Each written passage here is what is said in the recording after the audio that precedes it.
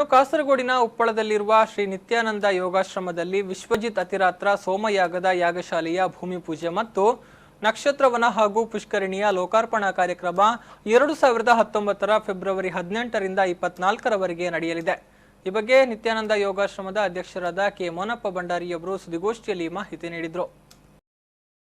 ಅವರು ಮಂಗಳೂರಿನ ಪ್ರತಿಷ್ಠಿತ ಹೋಟೆಲ್ ಆಗಿರುವ ಓಷನ್ ಪರ್ನಲ್ಲಿ ಮಾಧ್ಯಮಗೋಷ್ಠಿ ನಡೆಸಿ ಮಾತನಾಡಿ, ಈ ಹಿಂದೆ ಲೋಕ ಕಲ್ಯಾಣಾರ್ಥವಾಗಿ ಸಹಸ್ರ ಚಂಡಿಕಾ ಯಾಗ, ಅತಿ ಅಪೂರ್ವವಾದ ಬೃಹತ್ ಗಾಯತ್ರಿ ಘೃತ ಸಂಪಾಪ್ತಿ ಮಹಾಯಾಗ, ಚತುರ್ವಿಧ ಸಂಹಿತಾಯಾಗ ಮತ್ತು ಸ್ವಾಕ್ಷಿತೃಷ್ಟಿ ನಡೆದು ಶ್ರೀ ನಿತ್ಯಾನಂದ ಯೋಗಾಶ್ರಮ ಯೋಗ ಭೂಮಿ ಎಂದೆನಿಸಿಕೊಂಡಿದೆ.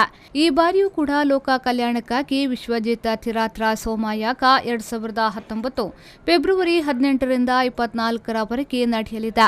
ಭಕ್ತರು ಸಾಕಷ್ಟು ಸಂಖ್ಯೆಯಲ್ಲಿ ಈ ಯಾಗದಲ್ಲಿ ಭಾಗವಹಿಸಬೇಕು ಎಂದು ಹೇಳಿದರು.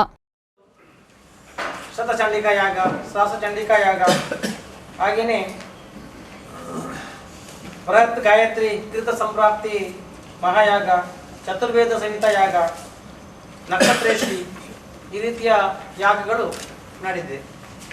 2 ವರ್ಷಗಳ ಹಿಂದೆ 2016ರಲ್ಲಿ ನಡೆದಂಥ ಗಾಯತ್ರಿ ತೀರ್ಥ ಸಂಪ್ರಾಪ್ತಿ ಯಾಗ ಬಹಳ ಇಡೀ ದೇಶದ ಇಂದ ಅಲ್ಲಿಗೆ ಭಕ್ತಾಭಿಮಾನಿಗಳು ಬಂದು ಭಾಗವಹಿಸಿದ್ದಾರೆ. ಈ ಬಾರಿ ಇನ್ನೊಂದು ಅದೇ ಥರದ ಮಹಾಯಾಗ ವಿಶ್ವಜಿತ್ ಅತಿರಾತ್ರ ಸೋಮಯಾಗ ಎಂಬಂಥ ಯಾಗ ನಡೆಯುತ್ತಿದೆ. ಈ ಆಶ್ರಮದ ವಿಶೇಷತೆ ಮುಖ್ಯವಾಗಿ 5 ವಿಷಯಗಳ ಬಗ್ಗೆ, 5 ಯೋಜನೆಗಳದ್ದು. ಅನ್ನ, ಅಕ್ಷರ, ಆರೋಗ್ಯ, ಆಶ್ರಯ, ಆಧಾರ ಎಂಬಂಥ 5 ಯೋಜನೆಗಳು.